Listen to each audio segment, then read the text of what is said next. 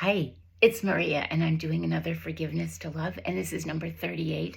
And the titles of this um, are the setups, the sabotage, and the seduction. And so, lady, what's in your purse? I think you're going to find it rather interesting. And so, before we actually delve into the setups that are paid to seduce our partners, and in many instances, they really do us a favor. And I know you're going to find that a little strange to hear. But in fact, when we then realize that, then we can move on to healthier. And so before I go there, though, I just wanted to mention a topic that, can be quite hurtful, actually. And it makes no sense at all to us. And that's when people seemingly out of nowhere just have this unbridled hatred for us. And especially when they've already betrayed us and lied and slandered us and thieved, and yet they keep coming. And so we sometimes feel very powerless because we think not only can we don't know how to deal with it, and yet we don't even know why it's coming at us, right? And so many times we think, well, gosh, all we've done is breathe. And for some, though, that is enough to trigger some deep emotional wounds or some mental illness, some deep-seated psychopathology. And so that is the reason why they choose to interfere in our life. And it's because their own lives happen to be so empty. And you've heard the saying that people who are obsessed with the material world and who hoard and who have all of these wonderful things and who are obsessed with money and cars and travel and obsessive shopping and things are actually the poorest people in the world, because they don't have that ability or to actually feel satiated by the things that they have around them, right? They're like the insatiable binge eaters or the hoarders or the addicts. It's really an addiction, isn't it? And so there's an emptiness. There's that void that's deep in their heart. It's almost like it's in their soul, that no amount of substance of their choice, be it alcohol or drugs or things or, all these boxes that they call and order online. And some of them you can't even make your way in through their front door because they've got all this junk all over. But no amount of things can actually satisfy them, because what they're looking for is something outside of themselves. And really, we should be able, well, there are no shoulds, but wouldn't it be wonderful to just be able to be on an island somewhere with hardly anything and yet feel so at peace and so comforted by being with our own company and being so happy with ourselves?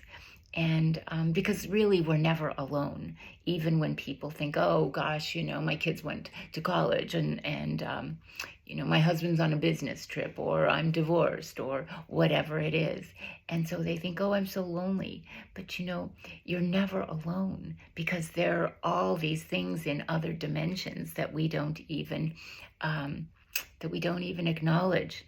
And we have ourselves, right, in order to be with, and we are the most important people in our lives. There's no one else that can make us feel whole other than ourselves, right?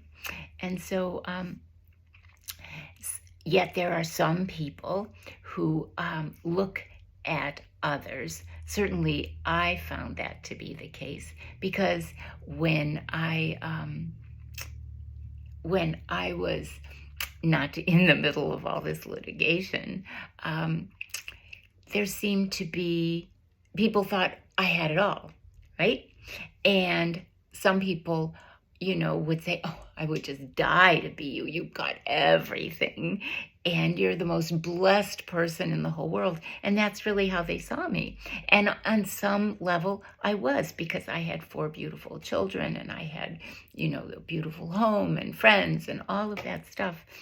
And yet there was that emptiness within because I hadn't really taken the time to go inward and to really go on my spiritual quest, if you will.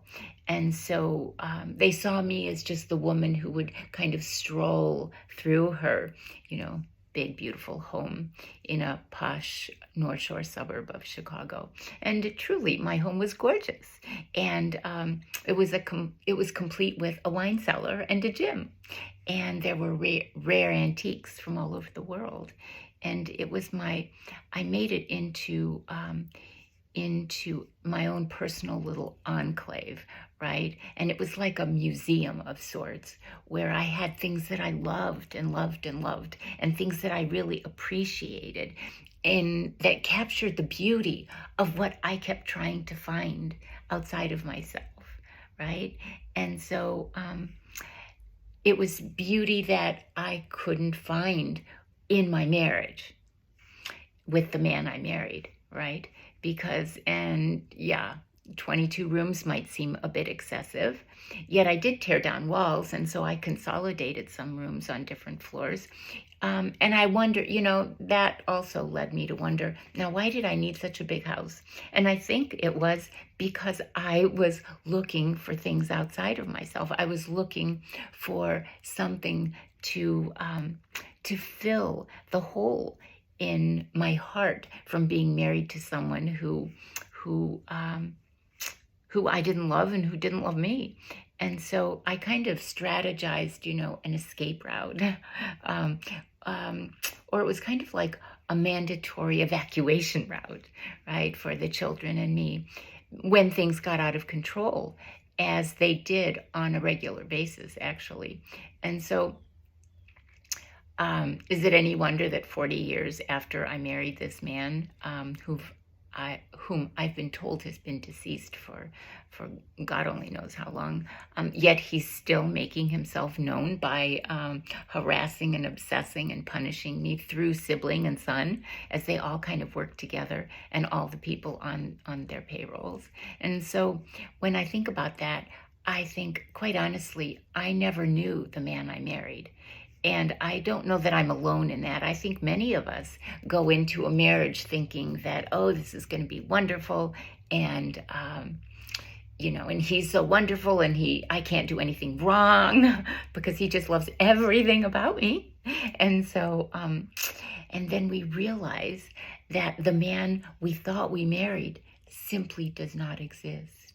I mean, he's not real, right? And so years later, when I divorced, I learned about his double life.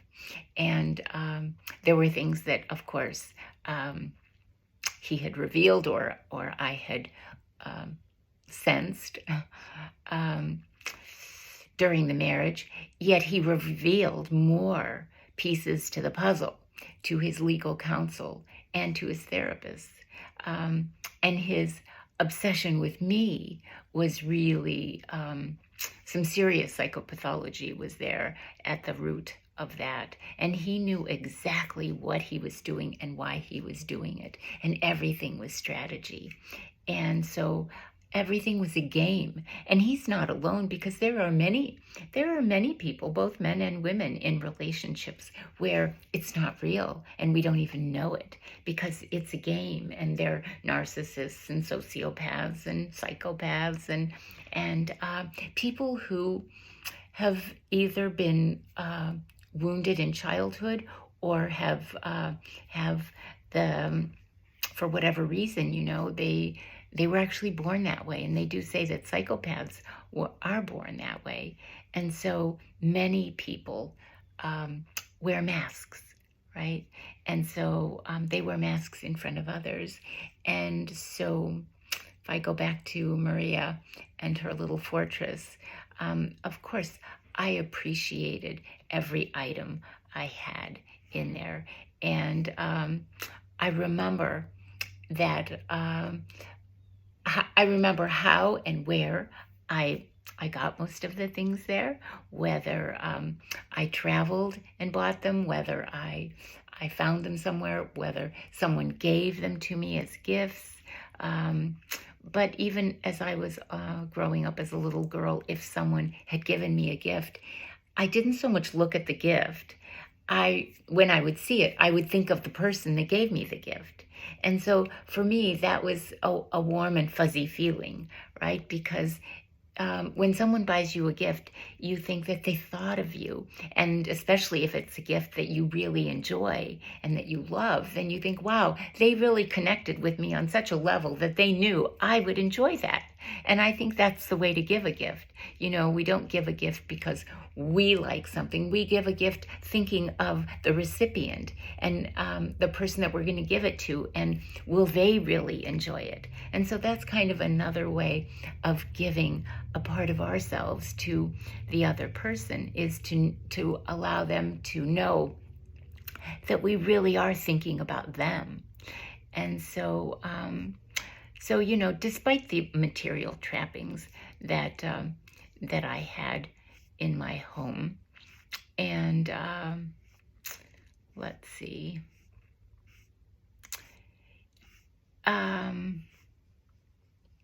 there were many experiences that brought me to my knees. And I think that's true with all of us, actually. We can find incredible meaning to things and to experiences. And so I think what I would experience is the gamut of what it means to be human, right? And so all those who you know, grab and thieve and purloin and commit the most unconscionable crimes, you know, as they want to punish us and destroy us and push us over the edge, they're actually haunted by our energy. And nothing will satisfy their unquenchable thirst. Nothing will ever be enough for them, right? Because it's a bottomless pit that demands to be fed. And so they keep going, even when we think that there's nothing left for them to take, right? And so we ask, what more will they want? And surely all of us have experienced, you know, equally crazy things and people. And we do keep asking, when is this going to stop and what more will they want? But for many, what they want is our silence. And so even our presence actually triggers them. And whether it brings about jealousy or envy or reminds them of people who have hurt them, whatever, they really want our silence, and they don't want their secrets divulged. And so they have these paid henchmen, right, who come into our homes when we're not there. And there's simply no way around that, because as I've said in another video, that there's simply no security system on the planet that can't be circumvented by people in the know. And so I know that, you know, I talk about the food being so important, and how I know I have tried my hardest not to eat things that have been left in the house. And I know that sounds ridiculous, right? But if we're out and someone comes in and tries to tamper with our food, you know, never, never, never in my wildest dreams did I think I would resort to putting food in my purse and taking it with me so that it wouldn't be left out and vulnerable. And I wouldn't be vulnerable to whoever decided to come in to my home when I wasn't there. And so sometimes I think, oh, this is just like crazy. I can't believe that I'm taking, you know, fruit and vegetables and water and stuff in my purse with me, rather than leaving it at home. And yet I think, well, do I really care what anyone else thinks? And I think that's the bottom line, because again, our journey here on this planet, I think all goes back to the same thing, which is self-love. And so do we really care what other people think and put ourselves at risk? Or do we just kind of take the Red Butler approach, which is, frankly, Scarlett, I don't give a damn, right? That's kind of the lesson for us, I think. And we do what feels right for us. And so this isn't to scare anyone. This is just to empower us. And this is to do whatever it is we need to do to keep ourselves safe, whatever that might be. And so I know, right now I'm in Florida, and there was a hurricane, hurricane watch, just a few days ago. And in fact, some people took their animals and their some belongings and stuff, and they went to a different part of Florida. And so they did what they needed to do in order to feel safe and secure. Now, what happened with that one is, I guess the hurricane turned, and so it didn't really hit the people that or affect those that were in the A zone, which was the mandatory evacuation zone. And in fact, it turned and affected people who weren't even expecting it to affect them. And so, again, we're human. We're just human, right? And so, yes, we're very, very powerful beings, and yet we can't really predict what we have no control over. And so we just have to kind of go with the flow and do whatever it is we can do to live the best life we can. And so when I think of, the creepos who follow me, and I guess the question is for many of you, because you're thinking, oh, well, that doesn't pertain to me. Well, I didn't think for the longest time it pertained to me either. And I think that when we open our eyes, there are many of us who are on someone's list. We just don't know who it is. And we just don't know how crazy they are and how far they'll push, right?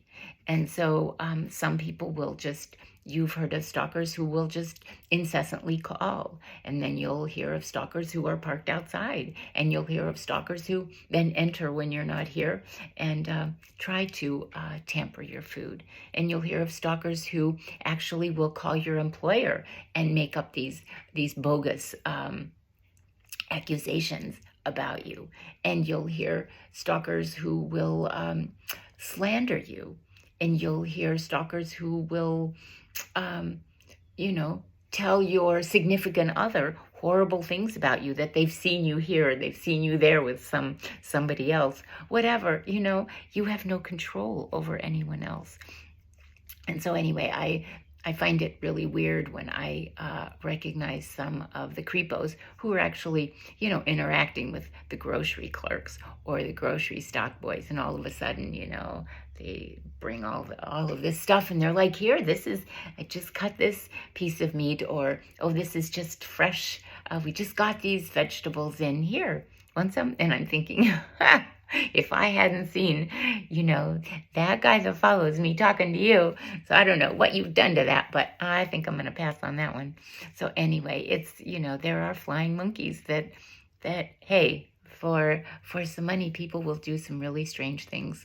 Anyway, we don't even want to go there. It's such a low vibration, and we don't even want to attract it. And yet what we need to do is we need to be aware. And so there are beings, some of them are human, who are of such a low vibration that they really want to just hurt others. And so they want to disseminate a lot of fear in the world. And you hear people are always talking about, oh, this doom and gloom thing and that doom and gloom thing. And people are identified by their conditions and by their diseases and stuff. And that's kind of all they talk about. And yeah, we don't want to attract that. At the same time, we want to be level-headed about it, right? And so people do harbor a lot of jealousy and envy against others.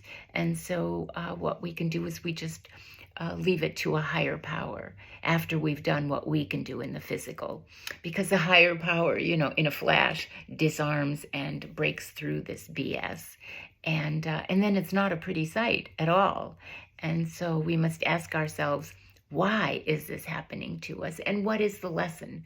Because there's a gift and a lesson in everything that we go through. Everything that happens to us is actually happening for us. And it's for us to awaken and to realize that we aren't being held captive, that we do have the power, that we do have the control to change our life.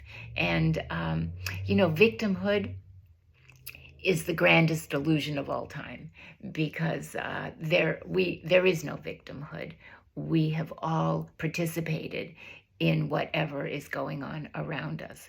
Now, sometimes I think, well, how did I participate in that? All I did was, my mom and dad had two daughters, and I got 50% of it, right? I mean, that's the fair thing to do, and that was, what my parents had always said. The fact that I was out of town and my sister started to write my name and sell my homes and steal all my things, and my son was in on it, and my ex was in on it and everything. Well, what did I do to that? Well, somehow maybe I didn't fight for it.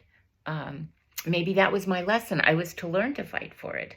And maybe it's taken me now all these years where I'm making these videos and I'm explaining how we do need to love ourselves enough, rather than just think, oh, well, this is just crazy. How can these people be so crazy that they would, steal and lie and cheat and thieve and try to hurt us and, have all these plots and plans to end us and everything. And I think, well, this is a glorious opportunity for us to experience being human on this planet and being empowered, an empowered human, and not falling into any victimhood at all. And so we live in a world of our own making. And when we accept that truth, which is a mind-blowing message for sure, that we can integrate into our reality, then everything changes, right? And so I have a lot more to say. I want to talk about the setups and the sabotage and the seduction, but I think that's more than I want to talk about right here. So I'm going to end this now, and let's just jump over to number 39, where we will talk about the setups, and I think you're really going to like hearing about that. Okay? So anyway, I thank you so much for being here with me, and I love you. Bye.